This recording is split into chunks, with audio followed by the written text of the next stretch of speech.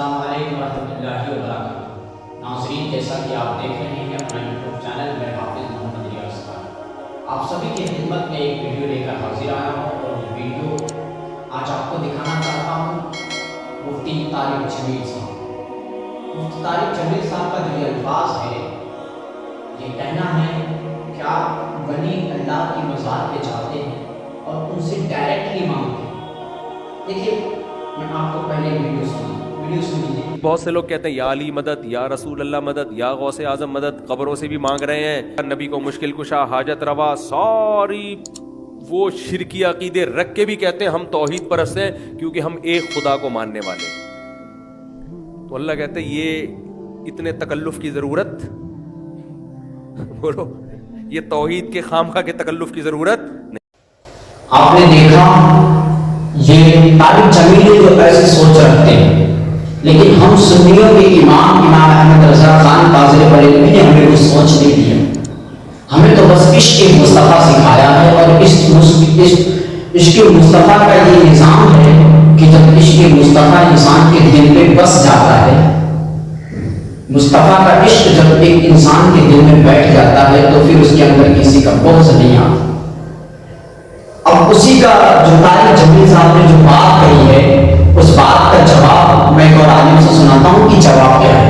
دیکھیے، عالم صاحب نے جو بہت ہی بہترین انداز میں مفتی طارق جمیل صاحب کے کہے ہوئے اس بات کا جواب دیا ہے، آپ اس ویڈیو میں ملاحظہ کریں۔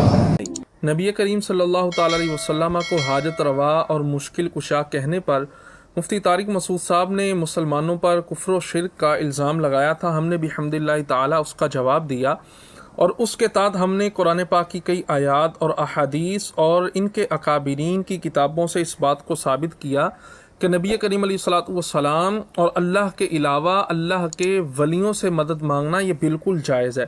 اب یہاں پر کچھ بڑی قابل توجہ باتیں ہیں۔ وہ کہتے ہیں اللہ کے ولیوں سے تم کہتے ہو ہم مدد اس حوالے سے مانگتے ہیں کہ ہم ان کو اللہ کی بارگاہ میں اپنا وسیلہ بناتے ہیں، تو کہتے پھر تم یہ جو کہتے ہو یا داتا میری جھولی بھر دو، یا غوث اعظم المدد، یا علی مدد، یہ تو تم سیدھا سیدھا شرک کر رہے ہو۔ ہم کہتے ہیں بھائی اللہ کے ولیوں سے مانگنا حقیقت کے اندر یہ رب سے مانگنا ہے۔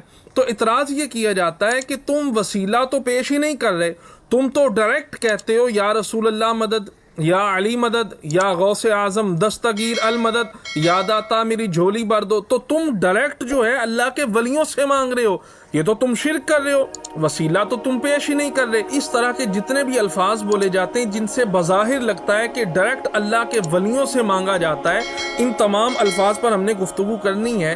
سب سے پہلی بات جو بڑی سمجھنے کے لائق ہے وہ یہ ہے کہ جب کوئی بندہ کلام کرتا ہے، سب سے پہلے اصول یہ ہے کہ اس کلام کرنے والے کو دیکھا جاتا ہے، متکلم کو دیکھا جاتا ہے۔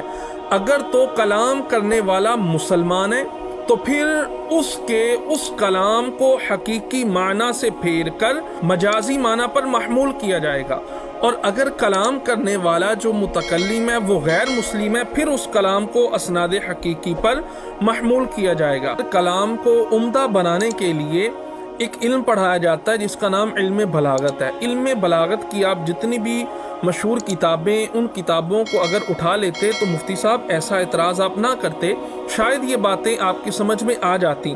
یہ مختصر المعانی بلاغت کی بڑی مشہور کتاب ہے، اس سے میں چند باتیں عرض کر رہا ہوں۔ سب سے پہلی بات یہ ہے کہ عربی میں الفاظ چند بولے جاتے ہیں، اشاب الصغیرہ و افن الکبیرہ۔ اس کا ترجمہ سنیے گا، اشاب الصغیرہ بچے کو بڑا کر دیا، افن الکبیرہ اور بڑے کو فنا کر دیا۔ کس نے؟ کر الغداتی و مر العشیشی، دن اور رات کے آنے جانے۔ اسی طرح ایک جملہ بولا جاتا ہے عربی میں، انبت الربیع البقلا، موسم بہار نے سبزہ اگایا۔ اب توجہ کیجئے گا، بلاغت کا یہ اصول ہے، پہلے بلاغت کے اصولوں کو سمجھیں، کلام کے اصولوں کو سمجھیں کہ متکلم کون ہے۔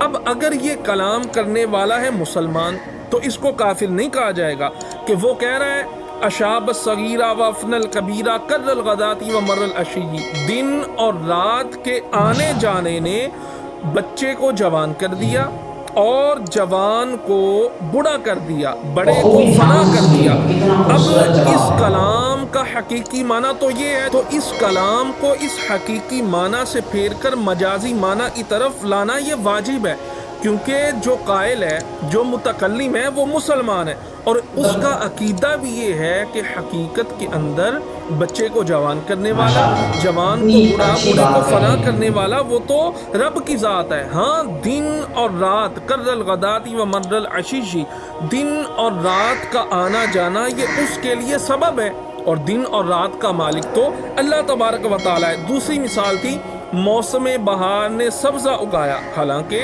سبزہ تو اللہ اگاتا ہے، تو یہاں پر بھی اس متکلم کے کلام کو اگر وہ مسلمان ہے مجازی معنی پر محمول کیا جائے گا۔ ہاں اگر یہ کلام کوئی کافر کرتا تو پھر یہ اسناد حقیقی تھا، اس کی وجہ یہ ہے کہ کافر تو جاہل باللہ ہے، وہ تو اللہ کی معرفت ہی نہیں رکھتا، وہ اللہ پر ایمان ہی نہیں رکھتا، وہ تو دن اور رات کو ہی اور موسم کو ہی مؤثر جانتا ہے۔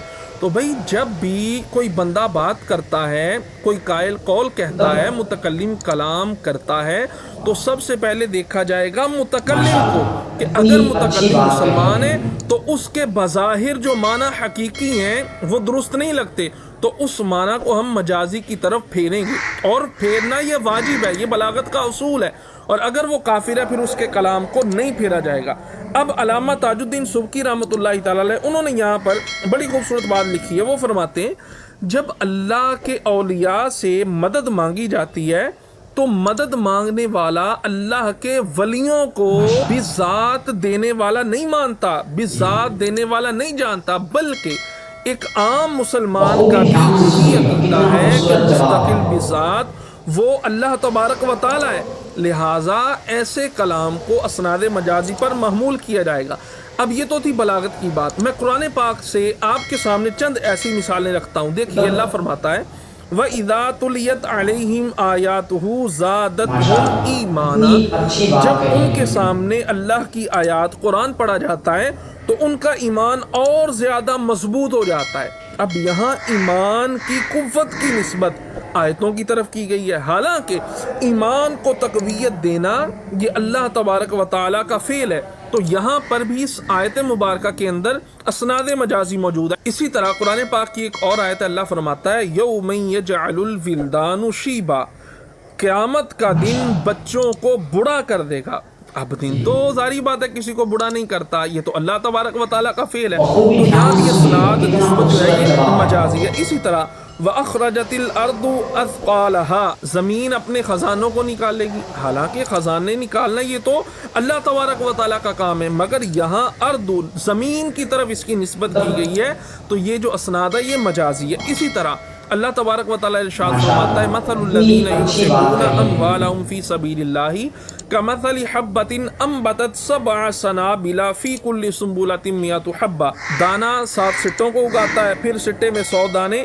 اب یہاں بھی جو ہے اگانے کی نسبت جو ہے وہ دانے کی طرف کی جا رہی ہے، اور یہ اس طرح کی جتنی بھی قرآن کے اندر 20 ایسی مثالیں آپ کو ملیں گی، یہ تمام کی تمام جو مثالیں ہیں ان کو اسناد مجازی پر محمول کرنا یہ ضروری ہے۔ ان سب آیات کے اندر اسناد مجازی مراد ہے۔ اسی طرح حضرت جبریل نے حضرت مریم سے کہا تھا لِأَهَبَ لَكِ غُلَامًا زَكِيًّا، میں تجھے ایک پاکیزہ بیٹا ہبہ کروں گا، عطا کروں گا۔ اب حقیقت کے اندر تو بیٹے عطا کرنے والا اللہ ہے۔ اسی طرح اس سے بڑی بات حضرت عیسیٰ علیہ السلام کا قول وَأُبْرِئُ الْأَكْمَحَ وَالْأَبْرَصَ، مادرزاد اندھوں کو، کوڑیوں کو، ابریئو میں شفا دیتا ہوں، وَأُحْيِي الْمَوْتَى میں مردوں کو زندہ کرتا ہوں۔ اب یہاں بظاہر تو حضرت عیسیٰ علیہ السلام نے نسبت کی ہے اپنی طرف، یہاں بھی مراد اسناد مجازی ہوگا۔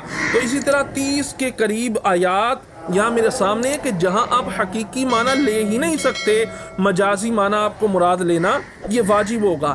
تو اسی طرح جو مسلمان کہتا ہے یا داتا میری جھولی بھر دے، حقیقت کے اندر وہ داتا صاحب کو اللہ کی بارگاہ میں وسیلہ بنا رہا ہے۔ جو کہہ رہا ہے یا غوث اعظم المدد، حقیقت کے اندر وہ اللہ ہی سے مدد مانگ رہا ہے، صرف ان کی نسبت اور وسیلہ پیش کر رہا ہے۔ یہاں حقیقی معنی ہم نہیں لیں گے کہ وہ ڈائریکٹ جو ہے اللہ کے ولیوں سے مانگ رہا ہے، کیونکہ کسی بھی مسلمان کا یہ عقیدہ ہے ہی نہیں۔ اسی طرح یا علی مدد، یا رسول اللہ مدد، جتنے بھی اس طرح کے الفاظ بولے جاتے جاتے ہیں تو ان پر کفر و شرک کا حکم لگانا یہ آپ کی صرف جہالت ہو سکتی ہے، کیونکہ آپ اگر بلاغت کے قانون پڑھتے، قواعد پڑھتے، بلاغت کی کتابیں پڑھتے تو آپ کو اس بات کا پتہ چلتا، اور پھر قرآن پاک کے اصولوں کو پڑھتے آپ کو پتہ چلتا کہ کہاں پر کلام کا حقیقی معنی مراد لیا جاتا ہے، کہاں پر کلام کو مجازی معنی کی طرف پھیرنا واجب ہوتا ہے۔ تو اس طرح کے جتنے بھی الفاظ اللہ کے ولیوں سے استمداد کے لیے بولے جاتے ہیں تو وہاں حقیقی معنی مراد نہیں ہوتا۔ جب باقی دوستو جواب اگر آپ نے سن لیا ہے تو ہمارے چینل کو سبسکرائب کریں اور ایسی ویڈیو دیکھنے کے لیے بیل آئیکن کو ضرور پریس کریں۔ ہم آپ سبھی کے لیے ایک سے ایک ویڈیو لے کر آئیں گے، آپ ہمیں سپورٹ کریں اور ہمارے ساتھ جڑے رہیں۔ باقی کے لیے شکریہ، سبسکرائب کرنے کے لیے بہت بہت شکریہ، ہمیں سپورٹ کرنے کے لیے۔ انشاءاللہ پھر ہم آپ سے ملاقات کریں گے اور دکھائیں گے یہ ہیں ہمارے ایسے عالم جو عشق اعلیٰ حضرت اپنے دل میں رکھتے ہیں۔ خدا حافظ۔ دوستو اگر ہماری ویڈیو آپ کو پسند آئی ہو تو لائک شیئر ضرور کریں، اور ایسی ویڈیو دیکھنے کے لیے ہمارے چینل کو سبسکرائب کریں۔